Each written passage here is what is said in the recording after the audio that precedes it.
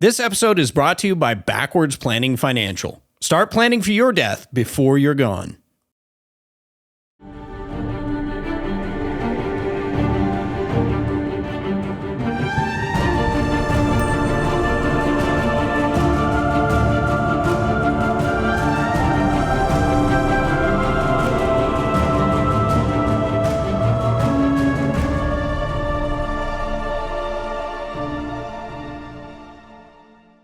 Have you heard the story of a great Christian nation put under the heel of Muslim conquest? A people driven from their lands at the point of bloody Arabic swords, forced to face the terrible choice of apostasy and subjugation, or death? Alas, this is no fiction, but a very real chapter from the bloody annals of the Western story, and one which grows more and more relevant to us by the day. As we see the slow-motion conquest of Europe and the UK by Muslim immigrants, it is essential that we learn our own history, that we don't fail to read the grim results of failures of this kind. So whether you're listening right now on your drive to work, as you mow your lawn, or maybe trying to hit a new PR in the gym, let me tell you a story that is equal parts frustrating and glorious. A story that can bring you to great hope and great despair. The story of Spain's downfall and resurrection, of exile kingdoms forged in mountain wilderness, of desperate stands, glorious victories, and terrible defeats, and the story of the great Christian warrior, remembered in history by the name his very enemies assigned to him, El Cid, the Lord. After the Arabic Muslims had conquered all of North Africa in the 7th century, they crossed the Straits of Gibraltar and set their sights on Christian Spain. They were intent on extending their jihad against the Christians of Europe by entering and conquering Spain. Composed of African Arabs and Berbers, these people were known as Moors. In the year 711 AD, a large Moorish force sailed to Spain and began their invasion. The first to oppose the Muslims was Roderick, the king of the Visigoths. The Visigoths were a Germanic people united under the rule of a king and living within the Roman Empire during late antiquity. Not much is known about Roderick, as he lived quite an obscure and hidden life to us. What is mainly known about him was that he rallied his large army to engage the Muslims when they first invaded Spain in 711.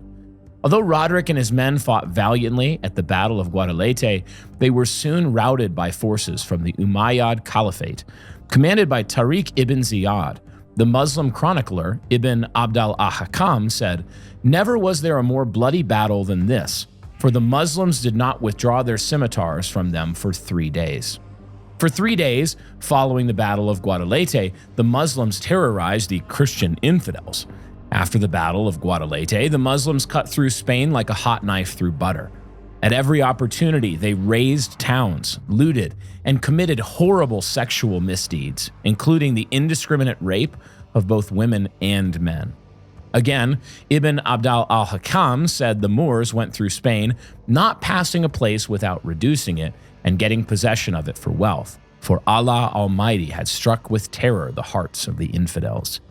Historian Raymond Ibrahim relates an instance in which the Muslims employed their famous terror tactics. Quote, "In one instance, the invaders, Muslims, slaughtered, boiled, and ate, or rather pretended to eat, their captives, promoting hysteria among the Christians of Spain that the Muslims feed on human flesh, and thereby contributing in no small degree to increase the panic of the infidels." End quote. The victory at Guadalete encouraged more and more Muslims to sail into Spain and conquer many of the capital cities within the Iberian Peninsula. Because of the overwhelming influx of invaders, there arose 2 options for Spanish Christians. They could either remain where they were and conform to life under Islamic rule, or they could continue their resistance and flee to the inhospitable mountains of Spain. Some Christians chose to stay in their homes and fight to the death.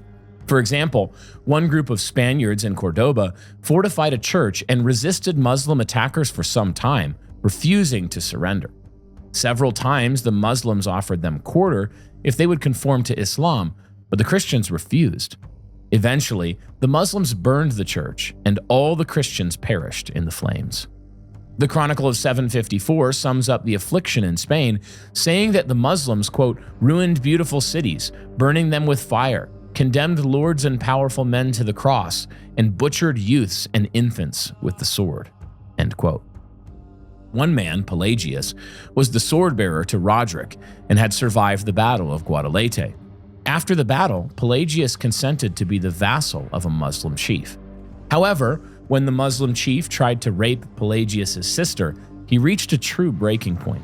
Pelagius joined forces with hundreds of other persecuted Christians trying to survive in the rugged Asturian mountains.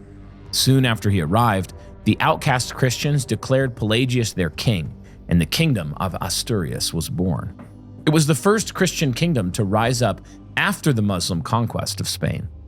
The kingdom of Asturias quickly became enough of a threat that Oppa, a Visigoth bishop who defected to the Muslim side, was sent with a large army to eliminate Pelagius and his kingdom altogether.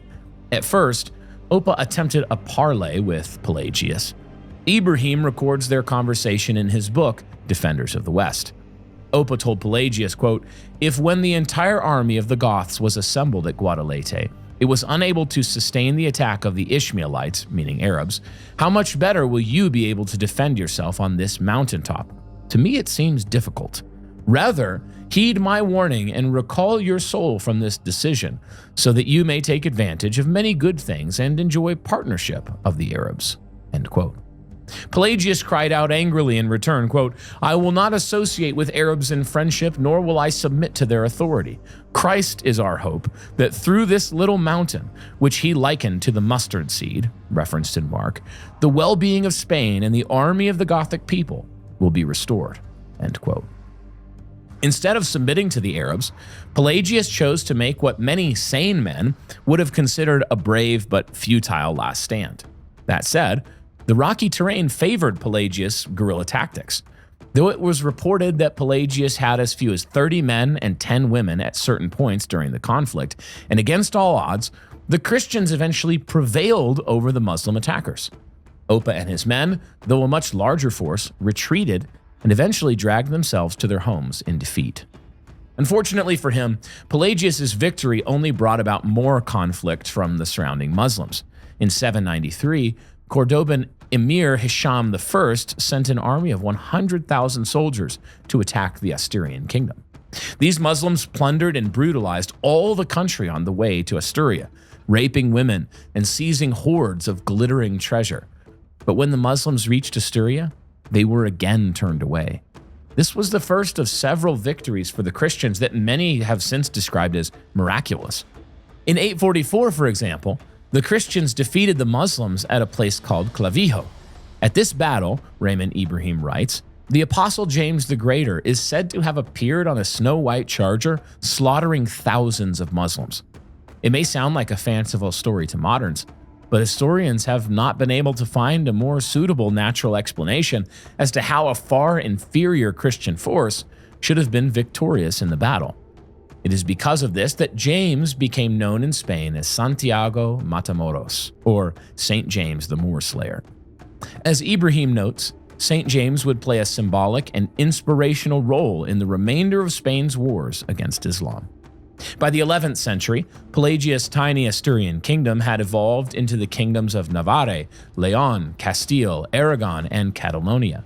At that point in the centuries-long battle between Christian and Muslim Spain, the frontier between the different kingdoms was devastated by war. The Christians, inspired as they were by figures such as Pelagius and St. James, refused to give in to Islamic pressure, no matter how hopeless their cause seemed. Because participating in a jihad brought salvation to Muslims, however, they had no shortage of men to throw into this never-ending war. And so it was that by the dawn of the 11th century, both sides seemed to be at a stalemate, a product of 2 or 3 centuries of brutal warfare for both sides. The Christians in the north slowly swelled their ranks, preparing to take back their territory from the Islamic stranglehold.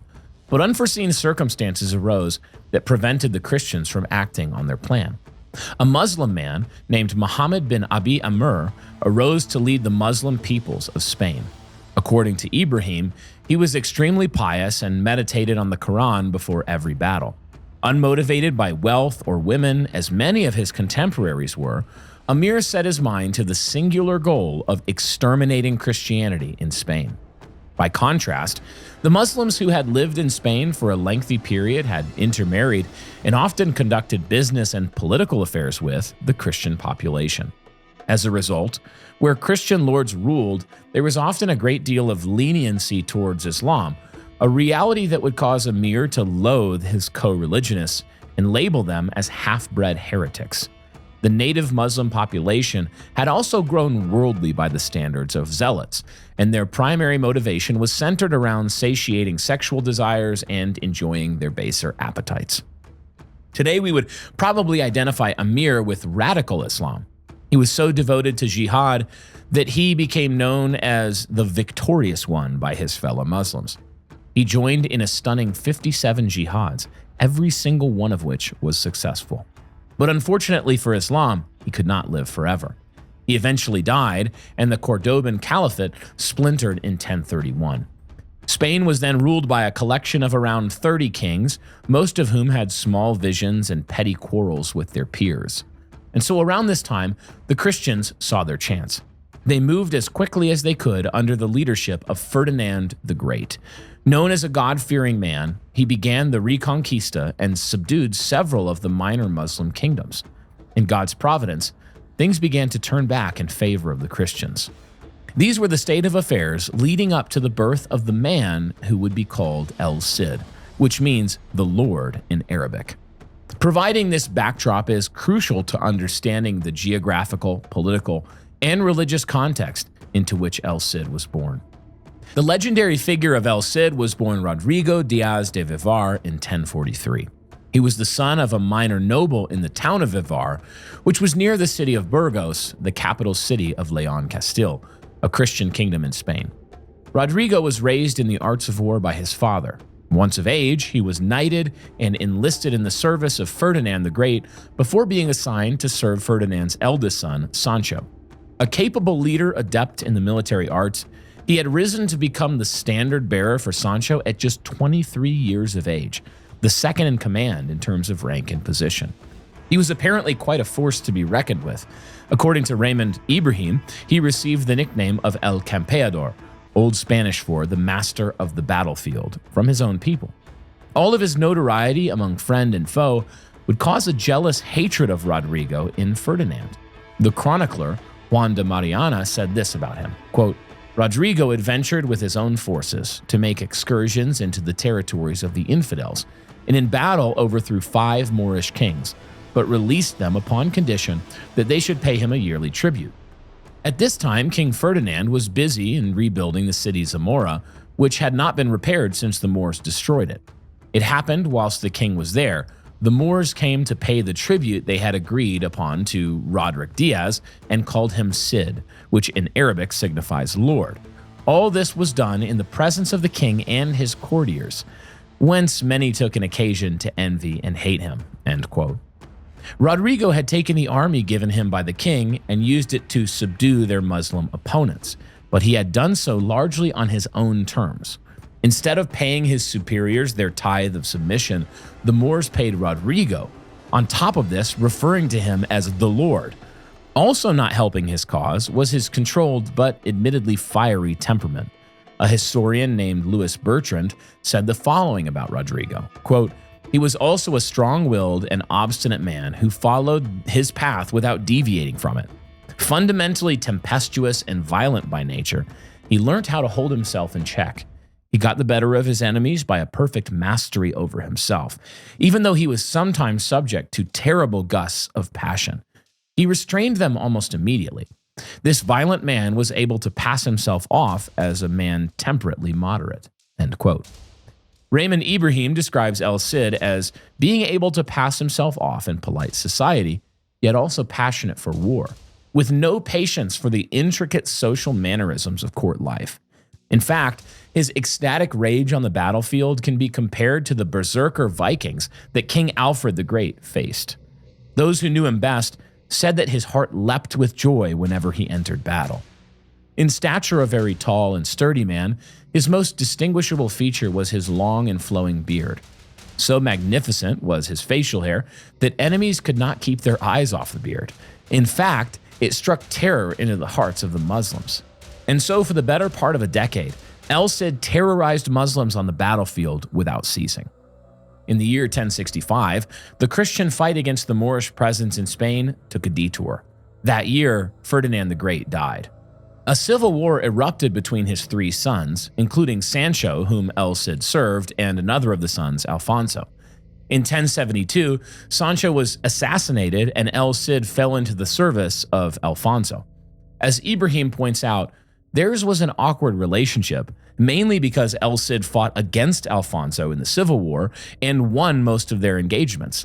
Ibrahim says of their relationship, quote, "Far from doing what most other nobles would have done, ingratiate himself with his new lord, during Alfonso's crowning ceremony in the church of Santa Gadea in Burgos, Roderick managed only to further scandalize the soon-to-be king by compelling him to swear publicly, thrice no less, that he had nothing to do with his brother's assassination. It was only after Alfonso complied that El Cid, this man whose audacious sense of honor and loyalty would continue to work against him more than once, finally knelt and swore fealty to his new lord." End quote. It seemed for the first few years that Alfonso and El Cid would actually get along quite well enough. Then quite abruptly, in 1081, Alfonso banished El Cid. Allegedly, Rodrigo conducted a raid against Moorish kingdoms that normally paid tribute to Alfonso.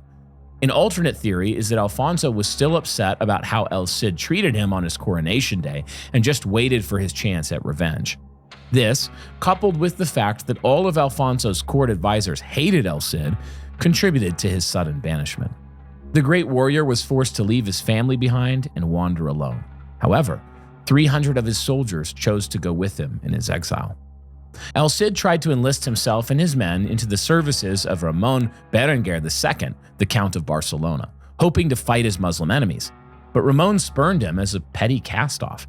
His honor affronted, El Cid turned in anger to a Muslim king for refuge, a Muslim king who was also Ramon's enemy.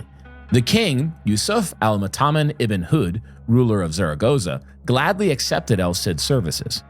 In another part of the world, an actual partnership between a Christian and a Muslim would have been nearly impossible. Their cultures and religions were simply too different. It might also be confusing that a Christian man who had devoted his life to fighting Islam would suddenly ally himself with one of its rulers. However, it was possible in Spain for several reasons. First, after the fracturing of the Cordoban Caliphate, many of the little Muslim kingdoms mellowed in their persecution of Christians. Second, many of the kingdoms had become vassals to Christian kingdoms during the centuries of war between the two sides and so had fairly amicable relations. Third, the northern kingdoms were racially intermingled with the Spaniards since most of the Islamic rulers were born to European slave girls. Ask me how that happened. Ibrahim writes, quote, "In short, for a destitute knight, exiled by his king and spurned by other Christian rulers to offer his services to the Moorish ruler of Zaragoza, was far from surprising and arguably reflective of loyalty to his native Castile, as Zaragoza was a sometimes vassal of it." End quote. So we see that El Cid proffering his services to a Muslim king actually makes at least some kind of sense in this time. We see David in the Old Testament doing something similar when cast out by King Saul, allying himself for a time to the Philistines. During his time under the king of Zaragoza, El Cid's fame as a brutal warrior would only increase. Once, Yusuf al-Mutaman told his counselors that, quote, "Roderick is a hard man, a very brave and invincible fighter, such that I do not care to engage him in battle." End quote. It was Yusuf and his whole kingdom that would refer to Roderick as El Sayyad, or El Cid, cementing the title that history would remember him by. In 1071, a few years before exiling El Cid, Alfonso had begun to take back Spain from the Muslims. The Muslim chronicler al-Makari describes Alfonso as a man of great resolution, who began to attack all those among the rulers of Al-Andalus who refused to pay him tribute. Alfonso spent his time traveling the countryside of Spain, collecting his tribute, which he received every year as long as he lived. Alfonso gained so much territory from the Muslims and gained so much confidence by it that in 1077 he declared himself Emperor of Spain. His greatest achievement came in 1085 after he banished Rodrigo. At that time, which many consider to be the official start of the Reconquista, Alfonso's forces captured the Moorish kingdom of Toledo. The capturing of such a great city was symbolic to both Christians and Muslims and a sign that the tides of war were again turning in the Christian favor. Alfonso said this about the recapturing of the city, quote, "The city, by the hidden judgment of God for 376 years, has been held by the Moors who commonly blasphemed the name of Christ.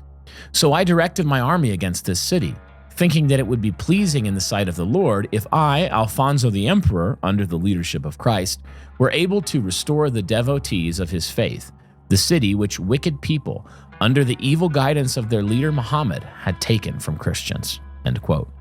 This was just the start for Alfonso. Al-Makari says that when the tyrant Alfonso saw himself master of Toledo, his nostrils dilated with pride, and he imagined that he could easily conquer the rest of Andalus. Despite his conquest, Alfonso governed with a gentle hand, hoping to win the Muslim peoples to the Christian faith. When that failed, he converted their mosques into churches. The Moorish kings of Spain could not handle such treatment, so they called on their brothers across the Straits of Gibraltar. These Muslims were known as Almoravids, considered Muslim zealots, and had their own empire in Morocco and the Western Sahara. The Almoravids were radical Muslims whose entire existence was devoted to waging jihad in Africa. Raymond Ibrahim says that they were what groups such as the Islamic State, ISIS, aspire to be. These Muslims, vast in number and accompanied by horses, camels, and the engines of war, marched on Seville. On paper, they could have easily rolled back whatever gains Alfonso had achieved in Spain. Of the Christian forces arrayed on the field, Al-Makari said, "His warriors were clad in bright mail and armed with sharp-edged swords, with steel caps on their heads. They were animated with desperate courage under broad pennons and fluttering banners, looking like the black gathering of clouds on a spotless sky." One man was missing, however, who might have made all the difference: El Cid. A violent conflict broke out at Sagrajas on October 23, 1086, when Christian knights attacked the front lines of Muslim forces.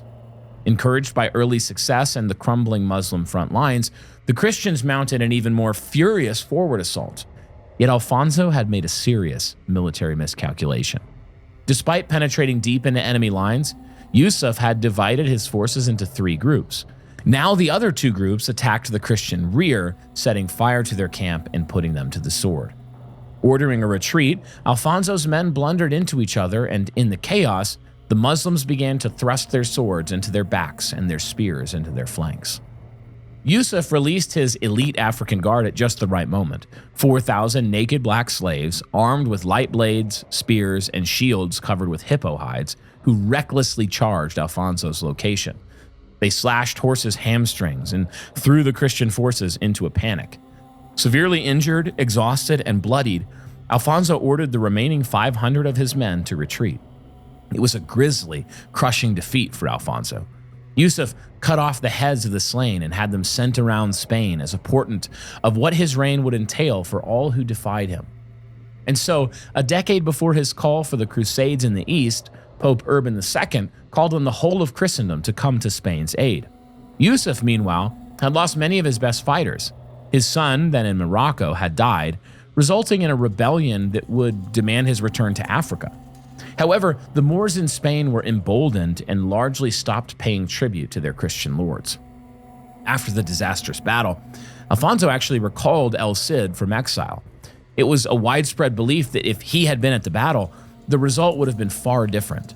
Once again, in the king's good graces, Rodrigo smashed through Moorish strongholds in Castile and Aragon. His onslaught was so violent that it is said that no stone was left upon another, nor was there any sign of life after his work had been done. Alfonso was so thoroughly overshadowed in glory by El Cid that he once again exiled the Christian knight.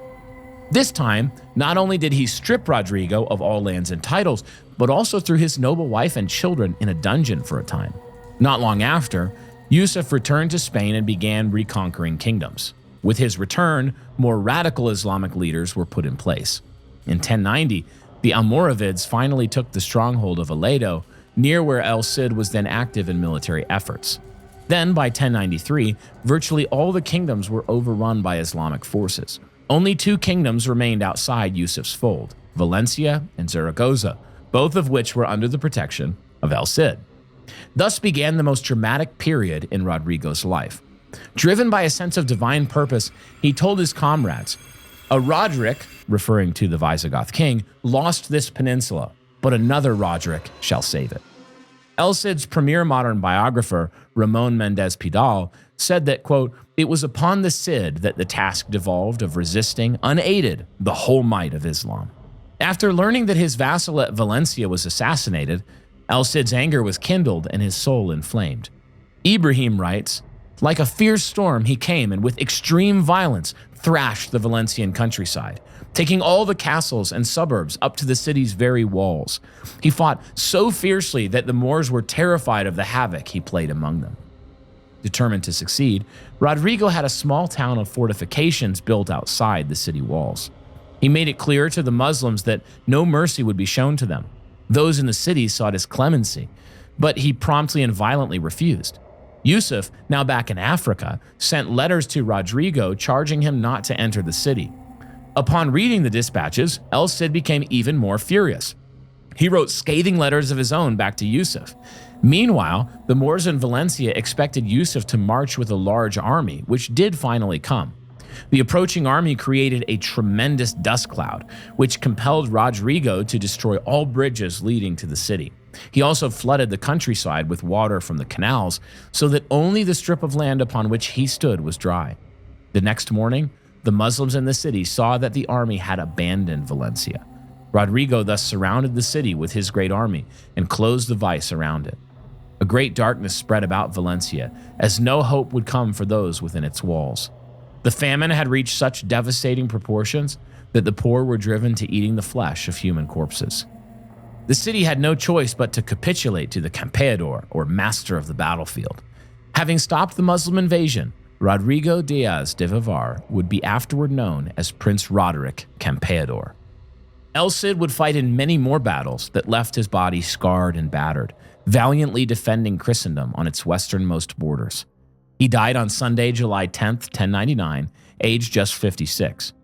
News of his death cast a dark shadow over Christendom in the midst of the triumph of the First Crusade and victory over Jerusalem.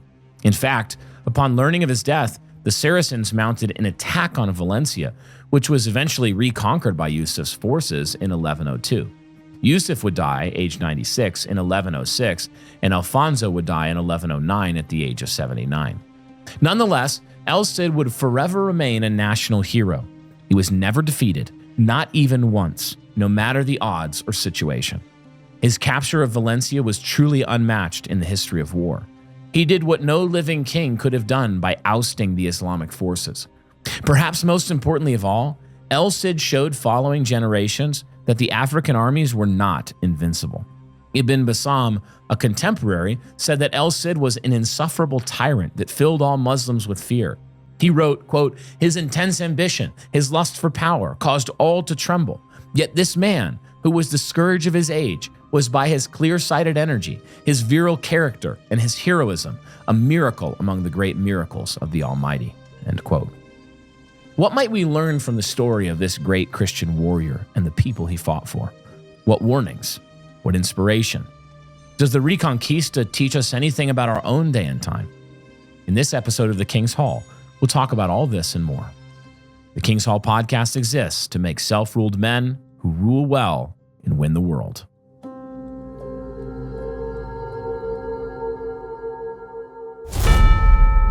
This is Dave. Dave is dead. When he wasn't, he was a successful businessman with a rather large estate. This is Ben. As Dave's son, Ben has just inherited a logistical nightmare. Dave wasn't exactly organized with his estate. Sorting through folders, receipts, and records, a hunting lodge in Montana, a 401k, lots of investments, several bank accounts, and of course, taxes. Ben was overwhelmed. Enter Joe Garcia, Backwards Planning Financial. When Ben called Joe and explained everything, Joe replied, "No problem. That's easy." And somehow it was. With Joe's guidance, Ben was able to put a robust financial plan in place which helped mitigate risk and bring order to the chaos. While building wealth, organizing his estate, easing the tax burdens and cutting unnecessary costs. He helped Ben do something Dave never did: plan ahead. Starting at the end and working backwards, Ben now has a plan for his own family. Now his kids won't go through what he did when he eventually... Backwards Planning Financial. Start planning for your death before you're gone.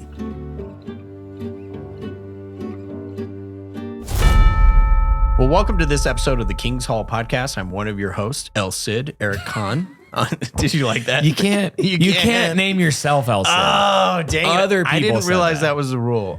You can be, no, you'll be El Cid, I'll be El Campeador. Yeah, that's fine. Which was like a drill instructor, I've learned. Yeah, Brian Sylvie.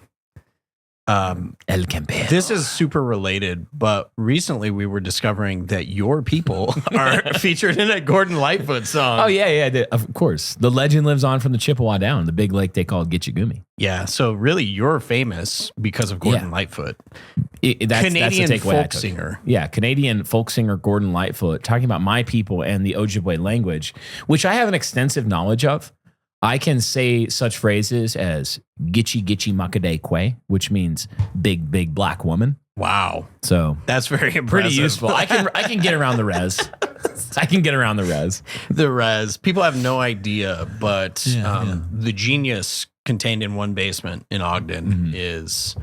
We're sort of, there's a little bit of ADD, just a little bit. One of the things that I love about the King's Hall podcast, other than myself being on it, but also having you here, and what a transition. What's going on? What here? A transition. We do after hours, and yeah, we do. If you think this is unhinged and unfiltered, just wait. Just wait. Just wait. We are going to be talking about in this episode. Whoa. He's dropping his, Whoa. He's dropping his stuff everywhere. Too much coffee. Yeah. Is a Christian nation possible? So recently there was an ex post from Larry Arnn, who's the president of Hillsdale College, supposedly a bastion of conservatism, who said to Kevin DeYoung that a Christian nation is not possible because, Brian, bear with me, because Jesus' kingdom is not of this world. This is where Brian says, boss, I'm tired. Boss, I'm tired, boss. Why? What? Anyway. Yeah. That's really so we're going to truly talk about inspirational levels of theological clarity. Yeah. And just in proper application of that passage. Pure genius. To a modern situation. I wonder where their money comes from. So we're going to talk about that in After Hours, is what I mean. Yes, we're gonna talk about that. Yeah, join us on Patreon. Last one, what did we talk about? Oh man, didn't we talk about? Oh, we talked about how you just are so self-controlled. Oh, we talked about those ladies, the ladies, the Catholic ladies. Oh, those Catholic priests. They're so virile. They're so celibate. They're just like openly lusting after this one priest, I guess. He actually, that guy has like the biggest podcasts. Like in the religion spirituality category. Yeah. Yeah.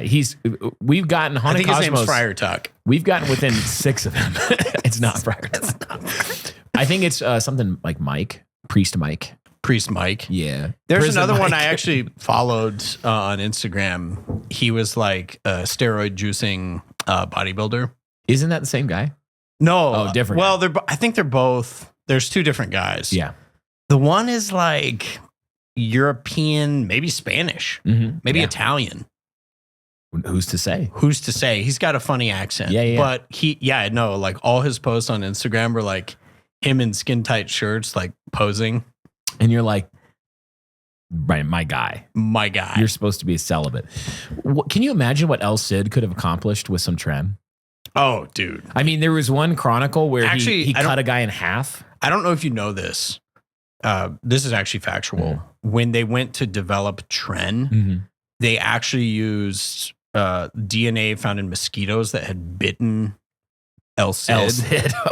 You heard it first here, folks. There was like a little amethyst crystal. This old guy had it on the end of his walking. This old guy had it on a walking stick. Just as a yeah, that checks out. That sounds factual. I believe this. I believe it. We're going to steal the Declaration Now, of Independence. I do believe that St. James descended from heaven on a white horse and killed a bunch of Muslims. I think if you don't believe that, you're just stupid. If you don't believe that, you're probably just engaging in materialist cope or Yeah. Muslim cope, one of the two. Yeah, I mean, that could be on Haunted Cosmos. It's true. I forget what this episode is about. It's about a man whose title you have taken upon yourself. El Campeador. El Sayed or whatever it is. It is funny, by the way. We'll give the listeners a little sneak peek. Yeah. Martina McBride, our producer, was helping us pronounce Spanish words and laughing at us. Yeah, and we tried. At some point, Brian said, "Yo quiero Taco Bell." I did, to prove that I can do it. I can say Spanish words. Yo quiero Taco Bell. Bring back the good commercials. Yeah, that's right. Speaking of bringing back good things, the Reconquista. Yeah, let's talk about it. I grew up hearing about how bad the Reconquista was and how peace-loving and good the Muslims were. They did love to do things to young boys. Is that what you mean? Peace-loving things?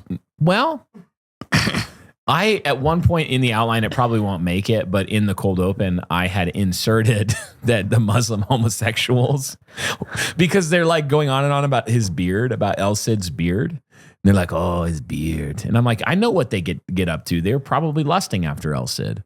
They called it a Turkish disease. Because they were Muslim homosexuals, but I repeat myself. Yes, indeed. And it is Seriously, interesting. look up what they do to young boys over in those Muslim countries. Yeah, even we mentioned that there was a lot of intermarrying happening. Oh, yeah. And intermarrying That's is a strong word. That's a strong That's word. a creative way of putting it. Yeah. Sex slavery, where they would capture Christian peoples and take all the attractive women and make them sex slaves, and then have all of their main royal lines through their sex slaves. Marriage. So that eventually the Muslim rulers were just Europeans, or in this case, Spaniards. They were just like, that was what they did. To the point that, didn't we talk about it in some of the Crusades episodes, that it was estimated that like 90% of the genetic line of some of these royal families was just European? Yes. There you go, folks. That's messed up right there. Yeah, that's messed up. So the Reconquista, I think it's helpful to maybe go through some of the history and just a why it's timeline. important. I also think, as we were going through, you were reading the cold open, I was thinking about this. History is not linear, right? So people can look at it and you can think about America like we were great, then we were bad, but it's really cyclical. The Reconquista in many ways gives me hope that America could be reconquered for Christ, which is sad knowing that you can't actually have a Christian nation. Larry Arn. Yeah, I had hope after I read the cold open, and then you told me that. And now we're about that verse. We are so cooked. And we're cooked. We're cooked. But let's say we weren't. If we look at the Reconquista. So maybe if you just walk us through this a little bit. Yeah, I've got some notes here. It's helpful to me. I don't know if the listeners are like this. When I'm thinking about some particular character like El Cid, and we're going to talk more about El Cid, I like to have a picture of how the whole timeline works together, his part in it, even up to today. So there's two parts to really think about in terms of this story, two parts of the story. We have the Muslim conquest of Spain. So this is unfolding over a period of time in the 8th century, the 700s, when the Muslims invade Spain. The Berbers, the Moors, they invade Spain. And they're doing this because trade routes had been so cut off that they basically had to go on this very difficult, impossible sea voyage at the time, or they had to conquer Spain. And so they said, let's go conquer Spain. And since the Mohammedan religion is explicitly a raiding, warlike religion, it has explicit, like a lot of the Quran is just talking about how to engage in holy war. It's not difficult for them to raise armies because they just say to the people, do you want to go to heaven? Go die in this jihad. And then they would raise a huge army of, hundreds of thousands sometimes. So they come and they basically rapidly conquer Spain. under a few different leaders. They consolidate this is from like 711 to 718. So very, very quickly. And then from that point on, you see... We call this the Big Gulp invasion. The Big Gulp invasion. Because of 711. Oh, it's a 711. Wow. That's a deep cut. Deep cut. That added a lot, actually.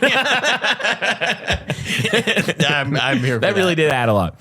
And then there's various times, like where the Reconquista started is disputed by different people. A lot of people say that Ferdinand's consolidation is kind of the beginning. Some people put it later, but there was immediate resistance through this whole period where you had various, over hundreds of years then, the 700s, 800s, 900s, even into the year 1000, there was basically large-scale, widespread subjugation. Some of the Christians submitted and paid the jizya, which is the Muslim tax, to become... Don't look at me like that.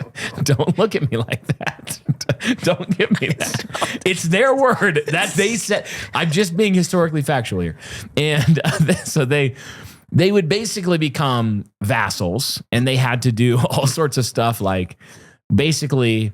They couldn't build churches. They had to give large taxes to their Muslim overlords, et cetera, et cetera. Some of the Christians fought to the death. Some were subjugated. And then some fled to the mountainous region. And this is like, if you picture Spain, this is in the northwestern quadrant. So this is Pelagius. Yeah, Pelagius and Kingdom of Asturia forms out of this. The reason that they were able to do this is because the northwest part of Spain, this mountainous region, was like almost impossible to live in. It's mountainous. It's kind of barren. It's sort of a reminiscent of like the Taliban. Oh yeah. On the other side, like you're going to flee to a mountain area that's very hard to attack. Yeah, nobody could live there, surely. Yeah, so they live there. They fight. Yeah, they fight back. It's reminiscent in a slower motion version of King Alfred in Athelney when he goes to the swamp and he's driven to the island with just a few of his lords. And obviously they drove Pelagius. And when we say Pelagius, it's not that Pelagius. Yeah, I was going to ask why he was a heretic. It's not that Pelagius is he was in early Britain, and he was a heretic that basically denied things like original sin and other issues related to the nature of man and salvation. This is not that guy. He just has the same name. He at first submitted to the Muslim rule, but then at one point, the guy was like, yeah, we're going to rape your sister. And he was like, actually, no. And so he takes off. It's amazing how many of these storylines, too. I mean, you find them in almost every country and time period, but I mean, it's very much like a Braveheart. Oh, yeah. Robin Hood. Yep. Some people think those stories maybe are the same or similar. But you see these themes playing out, David with his mighty men fleeing to a secure location in the wilderness. Yep. And just really interesting, I think. One of the things that the history teaches me as I'm reading this, I think, again, nonlinear, but also just understanding the way that you can have expectations for your life. Like you may do great things. Pelagius does great things and inspires future generations of men to fight back, but he doesn't see total victory in his time period. Yep. And there's still a lot to happen. Obviously, we get into Ferdinand and Alfonso and El Cid. Yeah, there was. But even if you go past their time, so 1031, you have the collapse of the Cordoban Caliphate. Yeah, like the basically unified conquering of Spain by the Muslims. Right, devolves into the taifas, which are these small Muslim, basically like city-state kind of little kingdoms, rival kingdoms. But then it's really not until 1212 that you have kind of a turning point, the Battle of Las Navas de Tolosa, which is the way that you say that. Are you a native Spanish speaker? I actually am. Wow, that's crazy. So this greatly affects the Muslim territory. Then you have steady Christian gains, really 13th through the 15th Another centuries. couple hundred years. Castile and Aragon, which later Tolkien wrote him into a story. To conquer most of Al-Andalus. Granada remains the last Muslim stronghold. They're paying tribute then to Castile. And then 1492, that's an interesting year, the Reconquista is completed. Yep. So that's several hundred years of getting the the Muslims out of your country. I also think too, just think about the political situation. You could apply it to today where you're like, yeah, we got to get 100 million or more people out of America. You better be committed to that task. Oh, yeah. It reminds me even of some of what happened later in Spanish history after 1492. You have the ultimate consolidation of a Spanish unified Christian kingdom that ends up taking place. Yeah. And then later they expel the Jews, but they also expel. No. Okay, I knew it. Yeah, they do. They end up expelling. It's actually in this same time the Jews period, and the Muslims. 1490s. There's an expulsion of the Jews, both from Portugal and from Spain. Yeah. It's really strange because right after that, both countries explode on the world scene and become global empires. I don't know if those two are connected, but... Well, yeah, they expelled 200,000 Jews who refused conversion, and then they initially tolerated the Muslims in the region who were known as the Mudehars, and eventually, though, they either forced them to convert to Christianity or leave, because what happened was the Muslims would pretend to convert sometimes, but then they would continue to operate subversively in Spain. Wow. Believe it or not, they would sometimes lie. And they would just subvert and continually try to raise. It was what they didn't want to happen is like what happened to Egypt when God blessed Israel, who were like a lower class people there, allegedly under the subjugation of Pharaoh. But then Pharaoh wasn't wrong to fear that this great people that God is blessing is going to explode. In a different way, the Muslims, they can grow in a nation and then and all pretend to even be Christians externally. And then the second they would have any sign of revolt or outside Muslim conquering, a flip would switch and they would join the Muslims and just conquer the whole region again. So when you think about everything Spain did in the centuries that followed from the 15th century onward, their great exploration, they, were in the Americas, they, going out the conquistadors. All of that happened, and all of it wouldn't have happened, rather, if they hadn't successfully retaken their nation from the Muslims. Yeah, I mean, and consolidated a Christian empire there. There's no mistake that the Golden Age follows really a consolidation of their own people in the kingdoms within. And I think it's uncomfortable today because of political correctness. But I was even noting yesterday on X, I think it was Eric Weinstein, and he was talking about, he said, yeah, it's really weird. I've done a lot of research on immigration. And he said in literally every country where immigration has been really pushed, he said it's never been a welcome practice to the people there. Right. Like the people are not asking for it. In fact, they're oppositional to it. And he said, somebody's pushing it. I don't know who. And I think you can look at that and you can say, okay, well, in one sense, however you answer that question, we know that people are pushing immigration and just flooding the countries. We've had this the last couple of years, flooding our borders with refugees, right? But literally the third world. And you just have to know that until you're willing to combat that problem, until you have men like El Cid and Ferdinand and Alfonso and many men across generations who say, we got a big problem, it's going to take a lot of work, but we have to be a Christian people. And it's interesting too, going back and understanding there's always this dynamic in the Crusades time periods, even before that, of, the Christians, the Jews, and the Muslims. And these are complicated relationships. Yeah. So a lot of people fail to understand this, that it's like there's some battles where the Christians are fighting the Jews.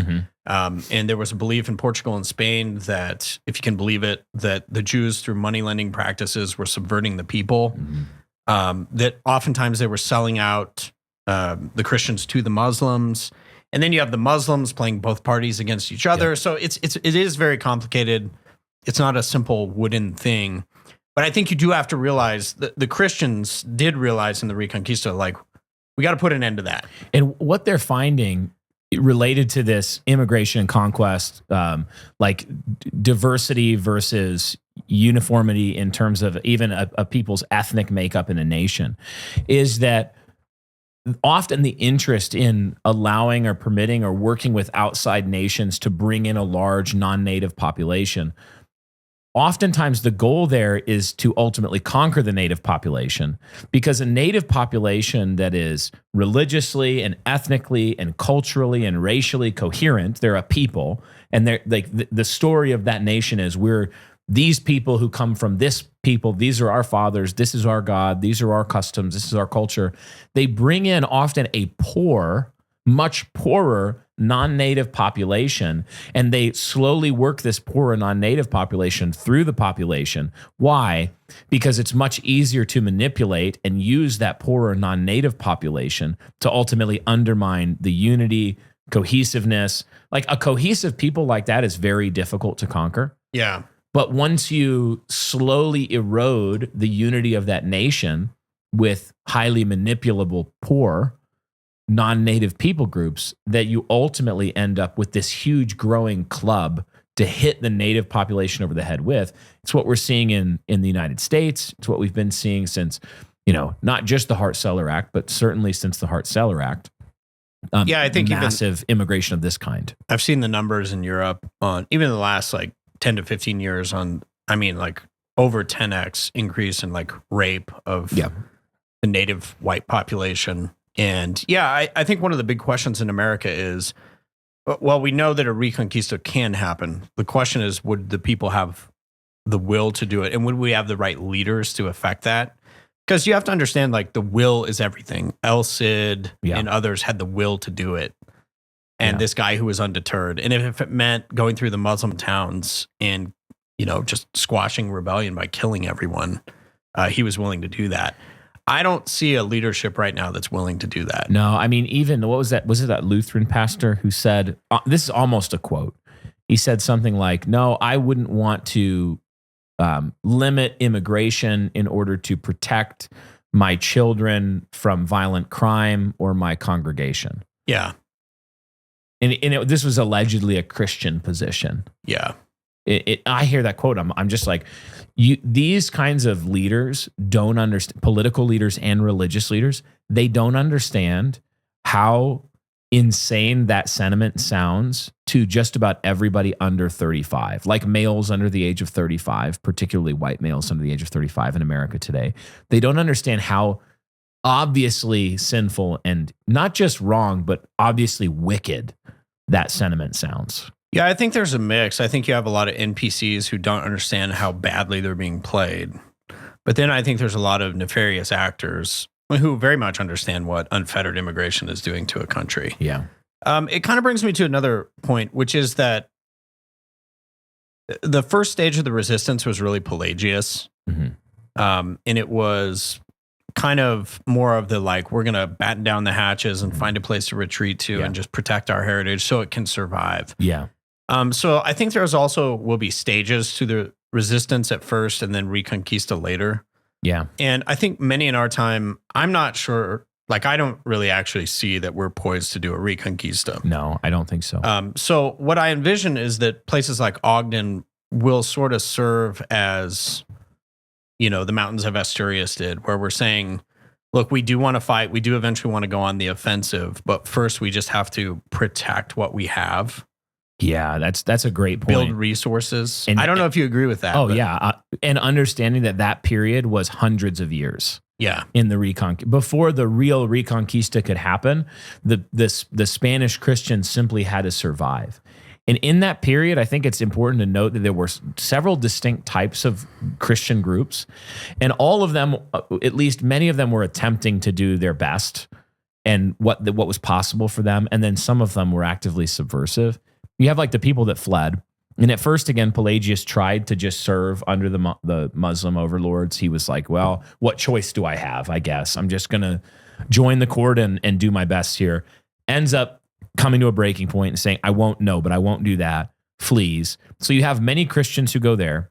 You also have lots of Christians who submit to the conquering and pay the tax, and they don't build the churches, and they do their best to remain Christian, but under both persecution, but also intense manipulation, because all of those laws are intended to suppress Christian vitality. Yeah.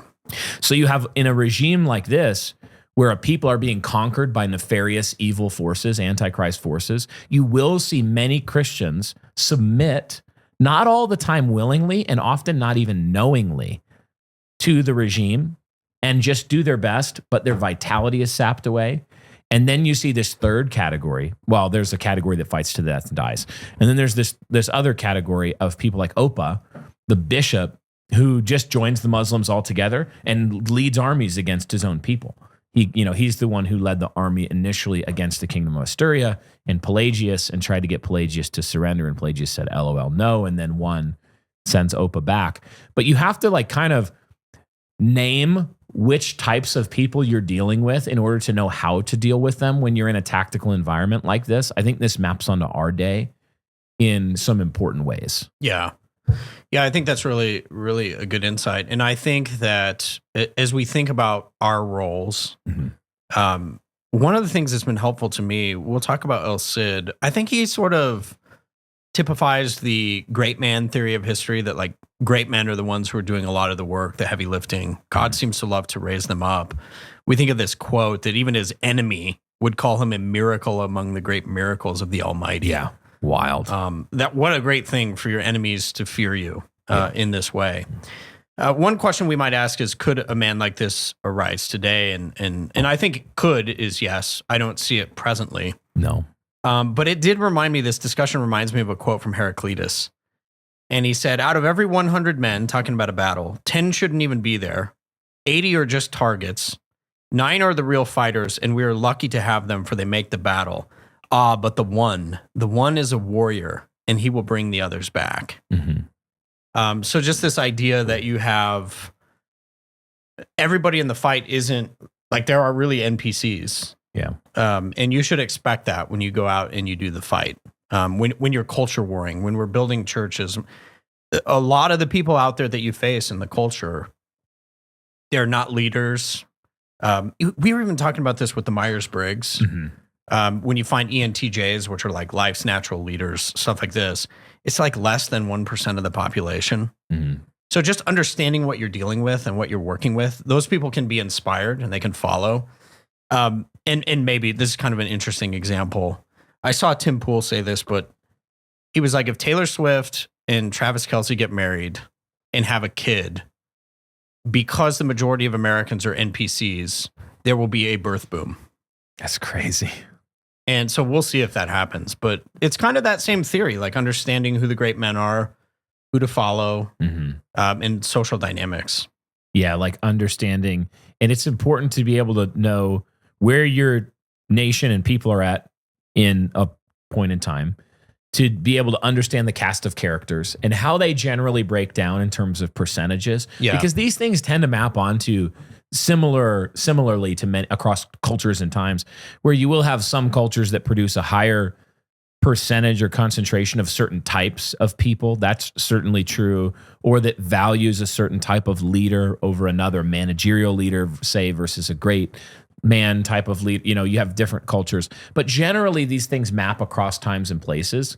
So if you can figure out where your nation is, how this breaks down, and then where you are, who am I?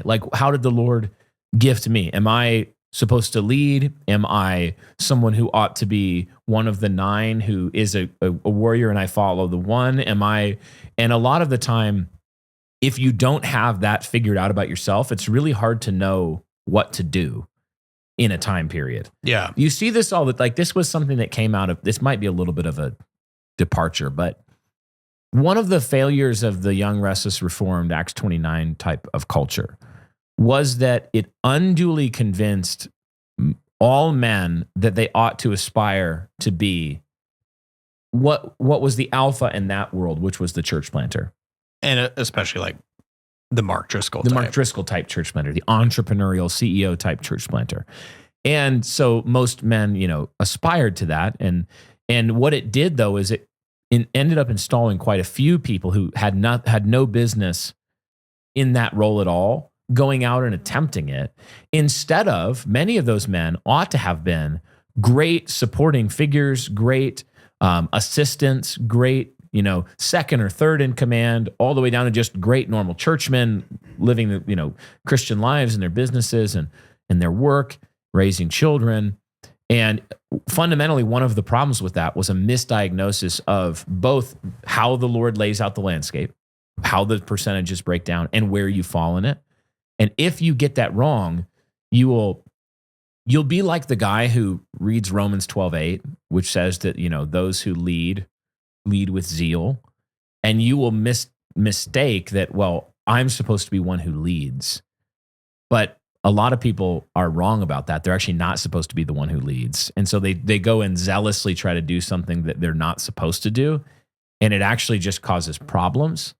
And so we were laughing about this at the beginning when you called yourself El Cid, but it actually is important. It is actually part of the point I'm making is that it's like we would tease Mark Driscoll about this, but like, I am Nehemiah. His sermon series would be like, today I'm preaching on Nehemiah. The first sermon is, I am literally Nehemiah. I am literally him. but you're right. It's that misdiagnosis.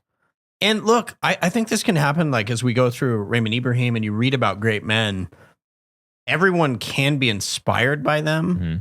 But even I read El Cid and I'm like, yeah, I'm not El Cid. I'm not El Cid. No. Like, people gave him the title.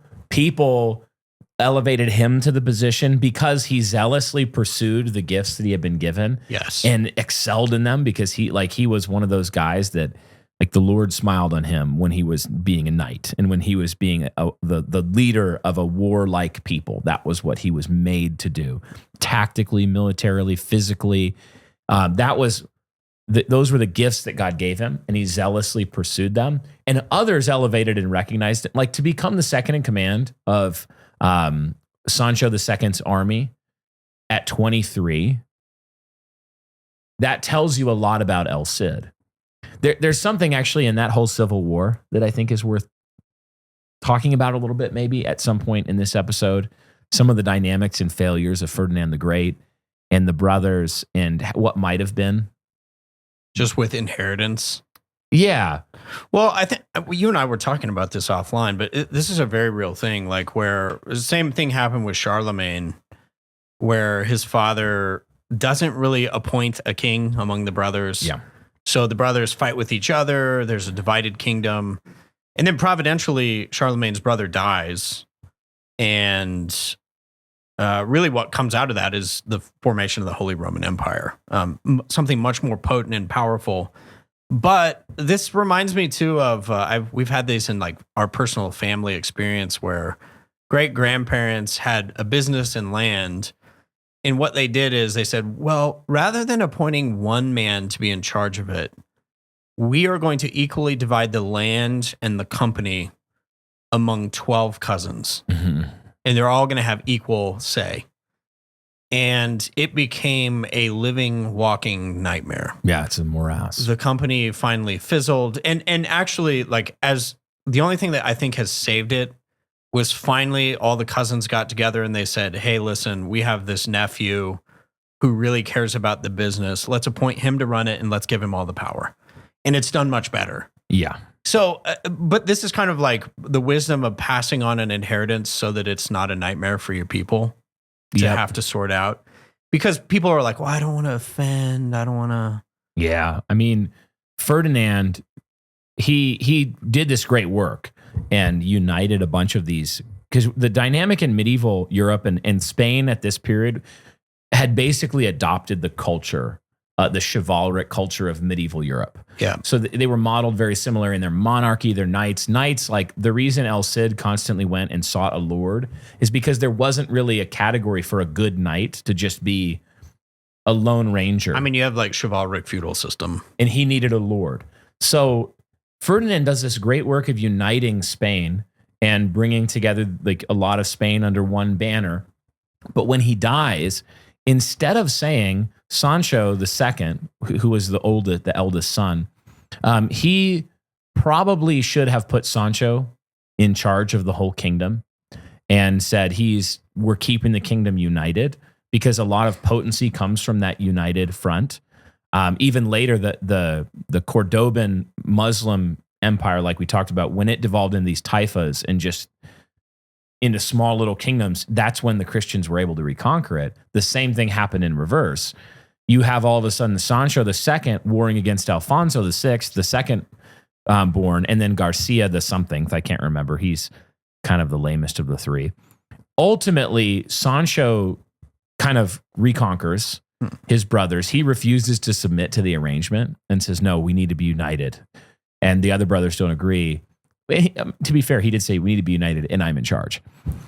He tries to. Typical oldest brother. Alfonso flees when he loses and he goes off, and then he becomes like this great ruler later. But Sancho conquers, and then at kind of the peak, it looks like he's got it all, and El Cid is like his master warrior who's brought about all this greatness and victory. Well, then Sancho is murdered, like assassinated in his sleep or something like that. Well, and I think it's clear from reading the historical record that El Cid really believed it was probably Alfonso. He made him, which is why he. And if you, by the way, there's a movie with Charlton Heston called El Cid. And that scene is really funny because he's like, it's Charlton Heston, a white American playing a Spaniard. Playing the Spanish. But in Charlton Heston Spanish, he's like, swear to me. It wasn't you. And he's like, I swear. And he's like, swear again. Yeah, he made him do it 3 times. He made him do it 3 times. Was highly embarrassing for Alfonso. I mean, it did. That was pretty clear. It was like an accusation. Yeah, he pretty much believed. The worst part too, side note, is Garcia, the third son, the youngest. He pretty much ends up in prison most of his life.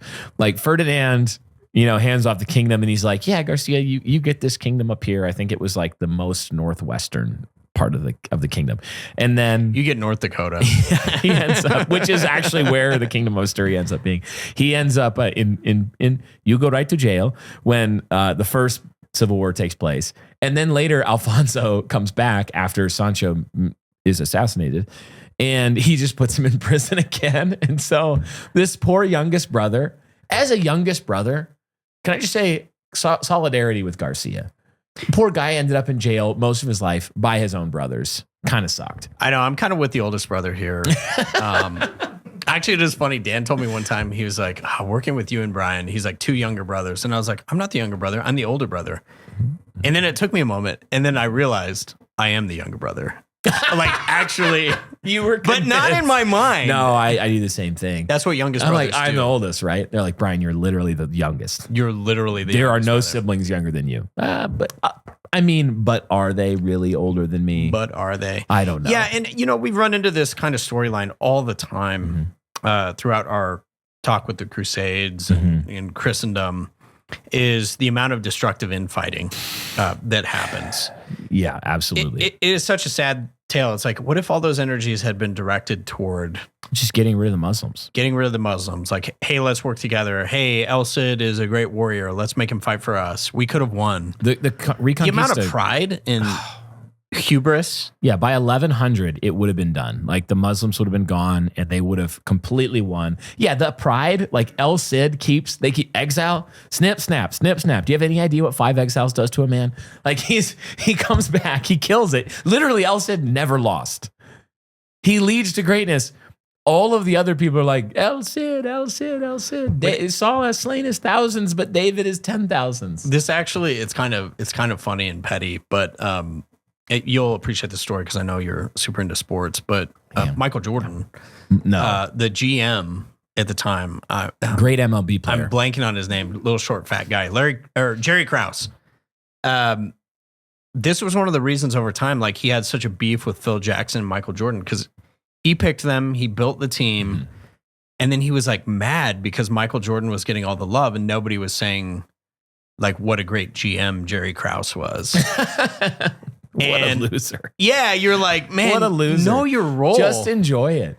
You built a great thing. Just enjoy that you built a great thing. But it's like we all can have this tendency where like, no, I have to get the credit for it. Yeah. And what's hilarious is like, dude, it was brutal. Like on the bus, Michael Jordan would be like, hey, little fat man bus driver, like, why don't you drive the bus? It's like Jerry Krause. Oh. And then Jerry would pipe off in the media and he'd be like, wow, this team is not really about individual players. It's about the people who built the team. and Michael Jordan's like, but in a very real sense.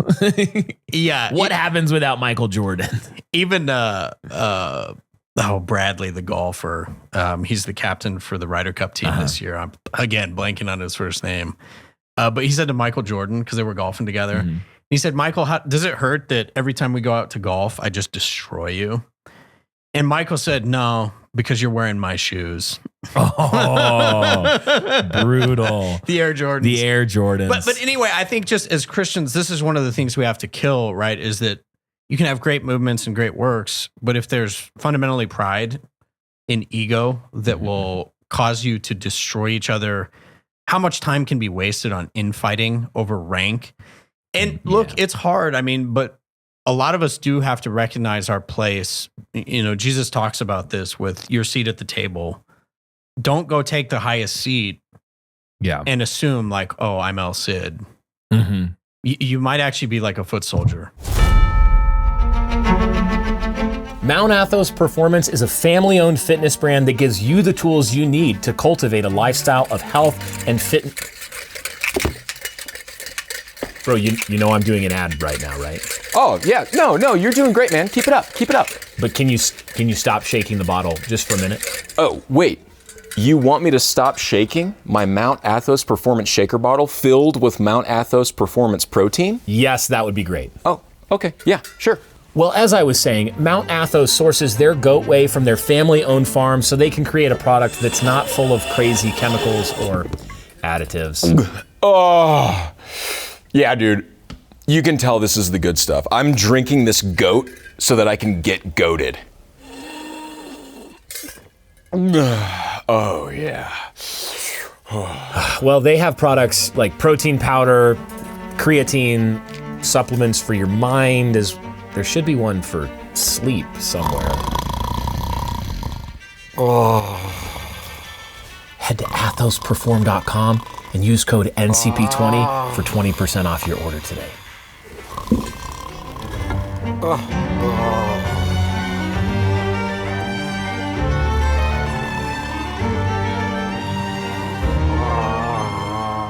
Yeah, let's be honest. Like, most of us are not El Cid. There was an El Cid in hundreds of years.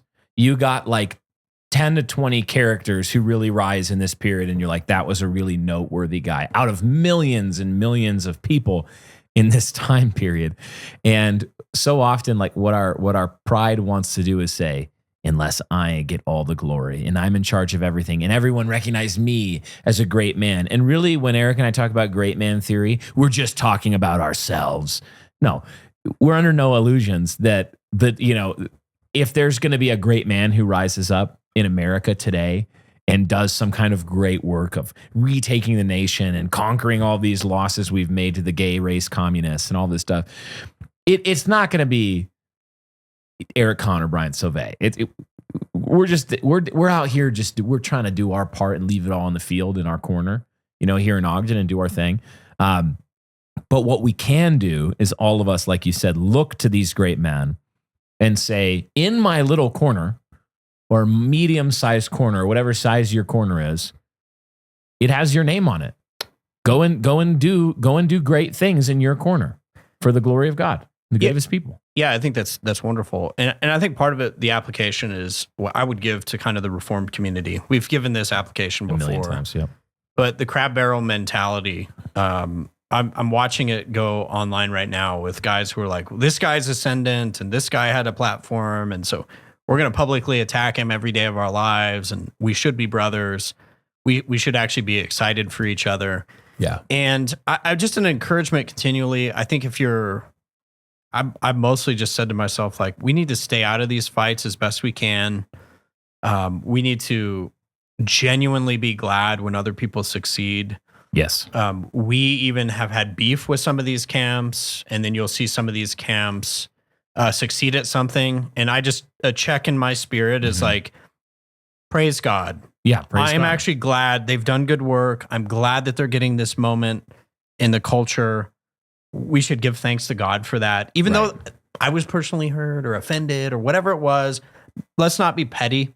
Yeah. We've done our jousting. That's happened. But I think looking at the bigger picture is part of it. Yeah. And then realizing too, I think this goes a long way. I said this the other day on Twitter. Number one, you're not that significant. Right. If you died tomorrow, the beat goes on. God's going to raise up other people. Yep. So that's number one. But number two, there is the ability to cultivate this instinct. And it's actually quite simple. You go online or you see something someone else does who's a Christian brother, and you say, I don't agree with them. Well, anyway. And then you simply move on with your life, and you don't say, it has now become my mission. I don't understand. To hate everything about them. And you know that it's gone to levels of ridiculousness when you're chastising somebody for doing something that you yourself did 5 minutes prior. Oh yeah. But you see this, do you not, with even brothers, where it's like that sinful desire where it's like, I just want to see my brother get in trouble. Yep. And you're like, wait, didn't you just do that thing though? Anyway, I think just to put that to death, it really is part of the, I guess something in the water here in Ogden where we're trying to say we can celebrate each other's victories. Yes, we need to be difficult. working together, and it's a constant challenge because there's always this tension between. My conviction is that things would go the best if we would identify this particular enemy or this particular tactic of the enemy and address it in this way. And this is my read of the cultural landscape. This is my read of the tactical landscape. This is my read of the need of the hour. This is my read of the direction we should be going. And then somebody else who comes along and you're like 80 to 98% aligned. You're Christians, maybe you have a baptismal difference, or maybe you have you read, and they read that whole situation different than you, whether partly different or a lot different. And what we ought to be able to do is have normal reasoned discussions about those differences and then everybody walk away and say, now I'm going to live in accordance with my conscience and my reading of the situation, but I'm going to do so in a way that I don't, I think whatever your reading of the situation is, I think a misreading of the situation is I'm now going to make my entire personality or some hugely significant portion of my entire online activity or activity in the church attempting to destroy a brother or brothers or group or this group that has a different read of that situation than me, instead of saying, yeah, here's the 5 ways we disagree. And they're maybe significant. Now I'm going to go and do what I think is tactically necessary and important in this time. And I trust that they're going to go do what's tactically they think is correct in this time. And we need to be able to have the gear to say, we don't agree. We're not pretending like we agree on everything. But also, how absolutely retarded would it be to take most of my energy and put it into trying to destroy them? Yeah, and you can look at Alfonso and the Cid and you're like, dude, you lost battles because you were too proud. You're too proud. It's just practically, one of the things this means is that for me, my approach to a lot of this stuff on social media is that I just block guys that are if your whole thing is brother warring, if your whole thing is just engaging in crab barrel, gossip fest, gotcha, alleged journalism, this kind of stuff, if that's your whole thing, I will just block you and try never to think about you again and move on. And I think more of us need this. I think there's so many of these guys that, and you see a pivot somewhere where 3 years ago or 5 years ago or a year ago, they were just kind of doing normal Christian stuff. And then they get latched onto some controversy and they never let it go until everything they do is just, ruminating on that controversy. Yeah, and I think part of it is there can be real principle in a lot of these things. I'm sure Alfonso felt principled. Mm-hmm. Pride is the one thing we have to realize. Pride is blinding to us. Yeah. And so if you have it, you don't know you have it. But one of the things that's helped me is saying well, do you really care about the mission success? Mm-hmm. And if you do, then it has to be about, the men and the mission and not about who gets glory. Mm-hmm. But also, I do think with the online stuff, part of the problem is you build an online platform, and then controversy is actually one of the main drivers for traffic. Sure. So I think being on guard about that, really being principled and saying, no, actually, we actually care about the work. And for us, it's seeing Christendom built up. So then it would be antithetical to just go to war with other brothers all the time. Yeah, that means what you, I hope, see from New Christendom Press and King's Hall and all these different projects is that the main thing that we're determined to do, sometimes we have to answer some accusation or we have to wade in a controversy. Like controversy exists. It's real. You have to deal with it from time to time. But mostly what we want to do is say, okay, King's Hall exists to make self-ruled men who rule well and win the world. So let's talk about Christian history, the history of the West. Let's talk about the great men who have contributed to it. Let's talk about the dangers and warnings. Let's talk about how to build practically Christian culture in your time and place, how to rule well in your home and over your own spirit. Bright Hearth is all about building productive Christian households and focus on instructing homemakers. So we're going to talk a lot about that kind of stuff over there. You know, you can look at Eat Hard Men, the Brutal American. You can look at all these projects. And the main thing we're trying to do in each of them is say, what would it, like building Christendom, what is it really going to take? And then we think all of these different projects contribute to the constituent parts well, and trying to spend 80 to 95% of our energy on those foundational building block things, that the big E on the eye chart kind of stuff that can actually contribute to that. And what can happen, we've certainly been there before. What can happen is that you start to get pulled in constantly into these kinds of things. And before you know it, it can be all you do.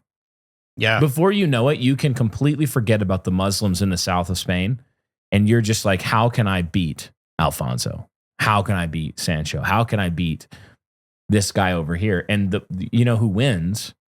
The Muslims win. Yeah, and I think just as a point of encouragement too, one of the things that obviously for a lot of us as we're seeking to build, like, and particularly an idea like Christendom, it can be very discouraging when you have internal or external fights among your own people that sap you of strength.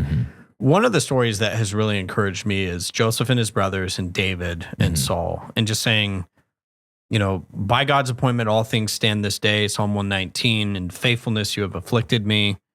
And just trusting that God in his providence will use this to strengthen and train our hands for war, to do more good work. So I think also not to get because it can be very discouraging when you're like, yeah, 90% of my time last year was spent like defending my own good name against brothers attacking or whatever it is, or it could be internal. And so just to know that the Lord is sovereign, he's at work in those things too.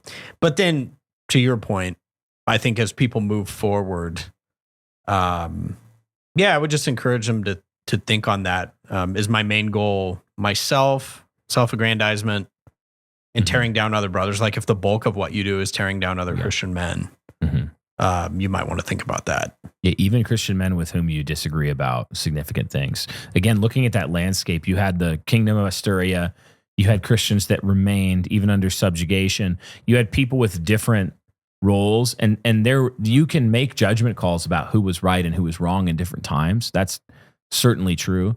And yet, one of the most primal and abiding concerns of the instruction of the Lord to his people is the unity of the church and our love for one another.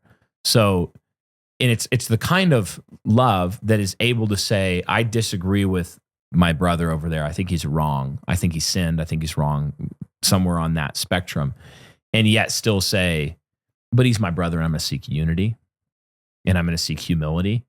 And yeah, I'm going to seek bold obedience to what I believe are my duties in light of my reading of the tactical concerns of the day. But man, it's just like, again, who wins when we devolve into treating the church like, you know, basically a bunch of football clubs that are all trying to win the World Cup against each other instead of... Is that a soccer reference? Yes, that was... I thought you liked sports references. Oh, yeah, I like sports. I just don't do soccer. I'm sorry. It's the most popular sport on earth. I know. That's, you know... formative years in England, man. I just... It was the... There you go. There you go. You know, maybe I wish it would have been rugby, but I was in talk second about grade. A country that needs a Reconquista.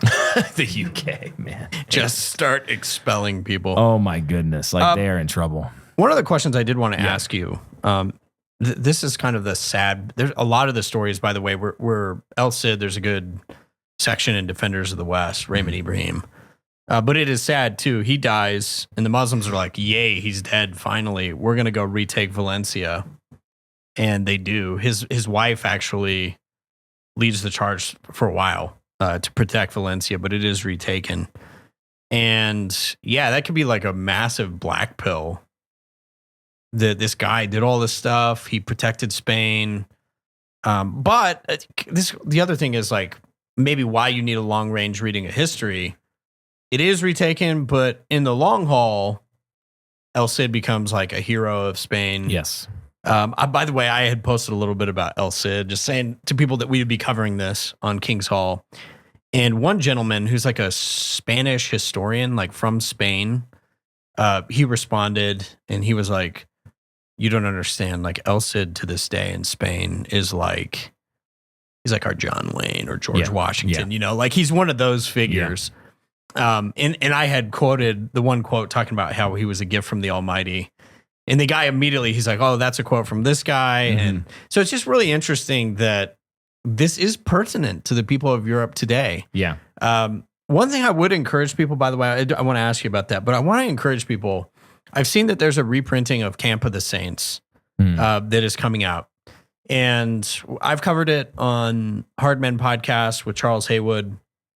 But he has said, Charles has, this is probably the most important book of the 20th century. It's been blacklisted for years. So one of your people, I think it's John Raspail, but Jean, he's French. Jean. But this is being republished. And basically, Charles was saying, he said, look, you had Brave New World, and then you had 1984, and everybody said, these are just dystopian. These are the best stuff you can read. And Charles said, no, the best you can read is Camp of the Saints.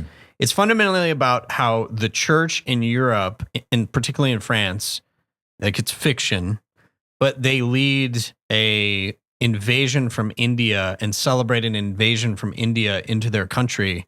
And basically he's making fun of the church and the priests and all the stupid people who are cheerleading this. The immigration. And yes. And it basically ends with like the rape of Europe. Yeah. And Jean Raspail is saying like, I told you. Yeah. So this came out, 60s or 70s. No one would reprint it. The publisher like blocked the rights, but it's finally coming out.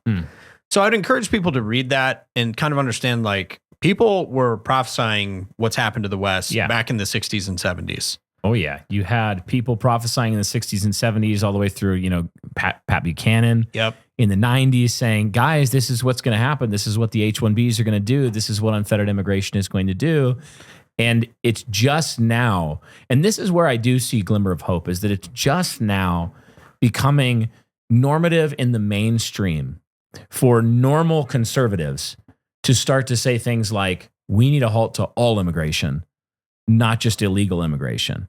We need to actually deport millions of people, so these ideas are being mainstreamed and are starting to, the Overton window is shifting. And so I do see some hope there. It's going to be all about the follow through. Can we actually establish some political power and coalition and actually bring these ideas into reality? Yeah, you've actually got to get. I mean, Homeland Security account is, or whatever it was, is tweeting, dude, go home. Like, I want more deportations though and fewer tweets, you know, or both. I'd take both. The ones that I found funny are like, you know, it's like migrant rape somebody. That's obviously not funny. But then when people respond to it, because, you know, a lot of conservatives will be like, we need to deport them immediately. And then somebody will respond, I don't believe they should be deported. I don't want to deport them. It's the Star Wars meme. But I do think, you know, just a lot of this is like regaining the spine. Yeah. One of the things that was interesting to me, and this is, I think, where the church and pastors can be helpful. I was reading in the Old Testament about Jehu, and it's funny because there's an old Southern saying. They're like, when somebody does something quickly, and they said, you got to get on them like Jehu out of Jezreel. But Jehu, the Lord raises up Jehu to punish the line of Ahab, and he sends him on this mission. He anoints him through the prophet under Elisha, sends him on a mission. He kills 70 of Ahab's sons. He stacks their heads outside the city walls. He tells the eunuchs to throw Jezebel out of the window, and she's like devoured somehow. So she's not buried. Her bones are scattered. And then he accomplishes all this work. And then the Lord speaks to Jehu, and he says, I am pleased that you did all that was in my heart to do to the household of Ahab. Now, here's where Christians have to grow a pair and get a stomach. Here's the reality. The Lord said to Jehu, do all of that. The same God who's the same yesterday and today and forever said, do that. And we don't have the stomach to deport people. And I think it's because we've had these squish evangelical pastors who are 200 pounds overweight or have limp wrists, and they've lectured us about how loving your neighbor means importing the third world. Oh, yeah. And the only response to it is going to be El Cid, we get rid of them by force. Yeah, didn't he have a quote that said something like, he pointed his blood-stained sword in the sweat of his horse, and he said, by these are the Muslims conquered. Yeah, he's like destroying Muslim forces, cutting men in half, cutting camels in half and horses and everything else. Nobody believed they could win. They win. And he's literally riding his horse through the blood-soaked fields and the corpses of the Muslims. And he said, my friends, this is how the Muslims are conquered. Yeah, this is how. Because you just like, it is so laughably absurd when you have ministers who are making this most asinine and basic of categorical errors to say, because the kingdom is not of this world, its origin is not of this world. It comes from out. In other words, what Jesus is saying is the kingdom of heaven is invading the kingdoms of this world. He's talking about an invasion and conquering. Right. Because of that, open borders to violent third worlders and the destruction of the voluntary destruction of an entire people group whose greatest sin they can commit, by the way, is to collectively defend themselves. Because that, of course, would be white identitarianism. And according to James Lindsay, that is a very, very dangerous thing. Like when you start to just look at these things from the outside, you say, what kind of retard came up with that? Like you have to have a PhD to be that stupid. Well, and and I think part of it too is like you have a whole host of people who are subversives. You know, I had responded to J.D. Greear. He's got some new book out, and whatever. I said you ought to just call it like How to Subvert the Church and Get Paid to Do It. Oh yeah, he's the Opa, the bishop. And here's the deal: like we have a whole class of pastors, and I think this is where like if people were to ask me, well, what's your role in the fight? I think it's going after the enemies within the church, the people who are subverting. J.D. Hall had a really interesting thing where he was tracking like how much money the Ford Foundation and Soros money and, Riyadi money has funneled into, Jackson RTS and Ligon Duncan. And they've been tracking these things for a long time. Basically, you've got like globalist George Soros open society groups fund evangelical pastors. That's why your messaging has been that. And so I think for us, it's like you've got to have a little bit of righteous indignation. Again, Jehu is on his like slaughtering campaign, and he says to the people, see what the zeal of the Lord will do through me. And this is a crazy thing. You get to the end and the Lord's like, you have done all that was in my heart. Yeah, I wanted Jezebel's dead body to be devoured by dogs. And so literally like they were beautiful dogs. They were beautiful dogs. They were the most beautiful dogs. They came in. She was crying. She was crying. She wept. The best part is it says that Jezebel she painted her face. She put all her makeup on to try and woo Jehu. And he's like, he calls out to the eunuchs and he says, who's on my side? Yeah. And there's like three of them. And he's like, throw her out the window. Throw her out the window. Defenestration. And they literally do. She is. So circling back a minute, I was just thinking about how insane this messaging is of like, if Christian Americans say, no, we're not going to submit to Hindi and Indian Hindu immigration, and we're not going to allow our cities to be conquered by Islamists, and we're not going to allow our cities to be conquered by Jews, and we're not going to allow our cities to be conquered by fill in the blank with and all these non-native people groups coming in. And of course, everyone, the biggest warning is like, well, be careful of like create this white identitarianism, guys. You might commit this white identitarian sin. It would be like looking at the Spaniards in the Reconquista and saying, guys, the biggest thing you need to avoid right now is Islamophobia and Spanish identitarianism. It's like, when you put it in any other context historically and you say, what would you call the person who gave that assessment of the situation? An idiot. And that's James Lindsay.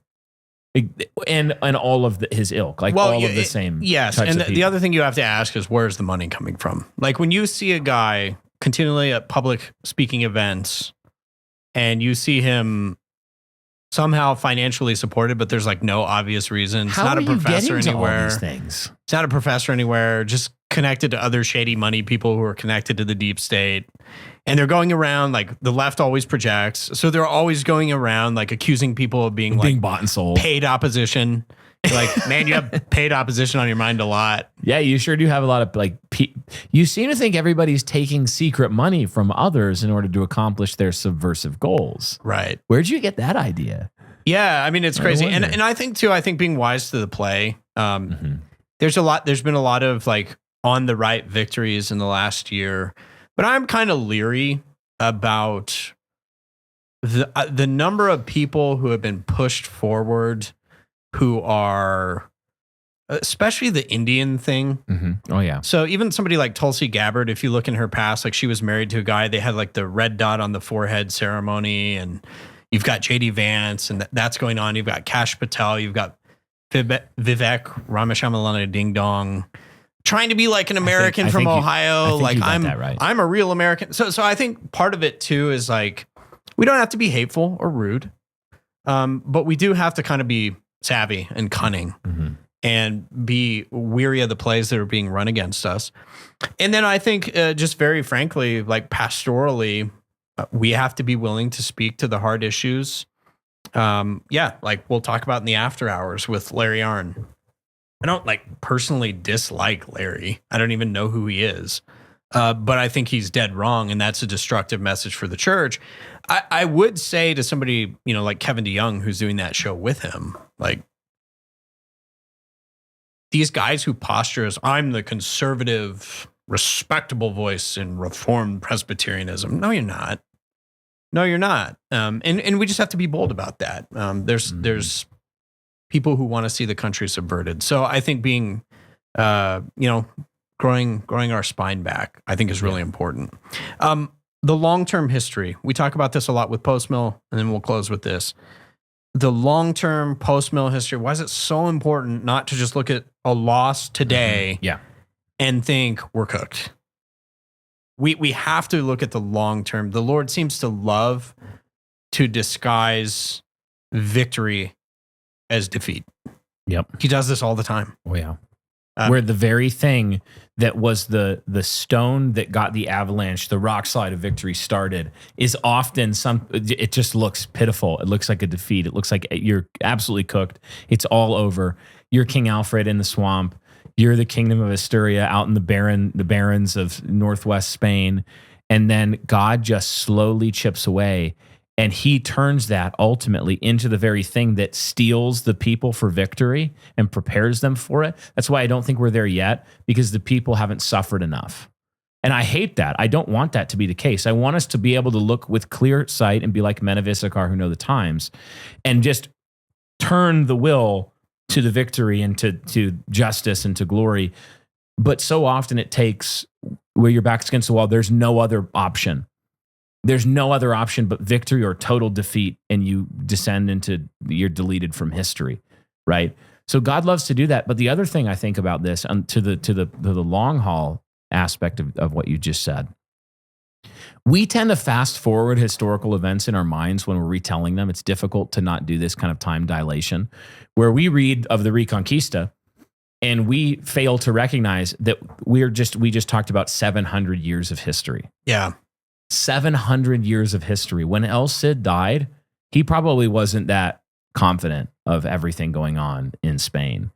Absolutely not. I mean, so often we read a story in history, we tend to push past all of the years, the months, years, decades, and centuries of pain and misery before the victory, and go, yeah, but get to the victory. And the reason that's a disservice is because then in a microcosm, when we come to our own lives and we're like, I've been working at something for 2 whole years. It hasn't worked yet. America's not Christian again yet. Dang it. We must have the wrong plan. People do this all the time. They're like, oh, Moscow, Idaho, You guys are all into Christian nationalism, right? Well, you've been working on Moscow, Idaho for 30, 40 years now, and you're not even a Christian city. Boo, boo, boo. And you're like, so do you read it? Do you know how long things worth doing takes? Right? People can do this to any day of small beginnings and just say, you're so far from your ultimate objective, your strategy must be wrong. It doesn't actually follow that your strategy must be wrong. What if in God's providence, some things just take a long time? What if some of these things unfold over millennia, not over decades or not over months? Well, I mean, you can even think about like historical redemption and the way that you get from Eve to Christ. Mm-hmm. And the promise, even like how she names her kids, like, oh, he's going to be the one. And you're like, got God's him. like, I have gotten a man from the Lord. let's wait a couple thousand years. But I do think that is, the Lord seems to love to write the stories in a way that show that it could only be the answer that he is working providentially over the long haul in a way that no human could. Yeah. Nobody could have orchestrated that. It had to be the Lord, and it was the Lord. But I think that should also encourage us and give us confidence that whatever we're seeing in the short term blips on the screen, ultimately the Lord's plan is being carried out. And like El said, that should cause us to burn all the more brightly and seek to be a glory where God's put us. Not to say, well, whatever happens, happens. Whatever happens, happens. So, well, hopefully it's been an encouraging episode. I'm always encouraged by really two people like Vlad, El Cid. Yeah, your favorite people in history. Bathe their horses in the blood of their enemies. Yeah. It's always an encouragement. I know that is for you. It gets me fired up. That really does. That really does something for you, Eric. It does. I know. The other thing that does something for me is the after hours and Patreon. So encourage people, if you're not yet a member. The blood of my enemies and after hours at patreon.com. Again, today we'll be talking about Larry Arnn. We've talked about a few other things. We'll also be answering some Q&A from listeners. So if you've submitted on Buzzsprout, you can submit. Well, it's not through Buzzsprout. Well, so in the podcast description, there's a little send us a text button. Okay, so if you're on Apple or Spotify, you can do the send us a text. Just know we can't actually respond to you via text back. But we do answer those on the Patreon only show. So sign up today. Maybe your question gets answered. Yeah. And Brian, I guess send us out. Festinolente, make haste slowly. I know that you're a great scholar of Latin, Eric, and I appreciate you teaming me up like that. Festinolente, baby. For this outro. I mean, if I could emphasize one thing in this episode, it is to remember that. It's to remember the slow and tumultuous nature of God's unfolding providence in the world. The Lord God is subduing nations. He is bringing the nations into his fold. He is going to make it such that the last enemy to be defeated is death, and one day the Lord Jesus stands up and defeats it. Until then, we're in the midst of a story that is going to have very black blacks and very bleak sections and defeats and setbacks.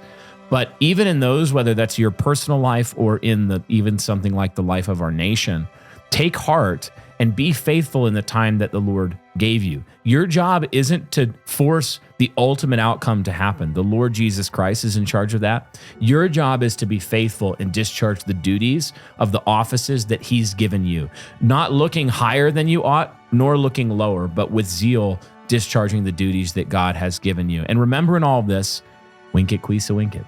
He conquers who conquers himself. See you next time on the King's Hall.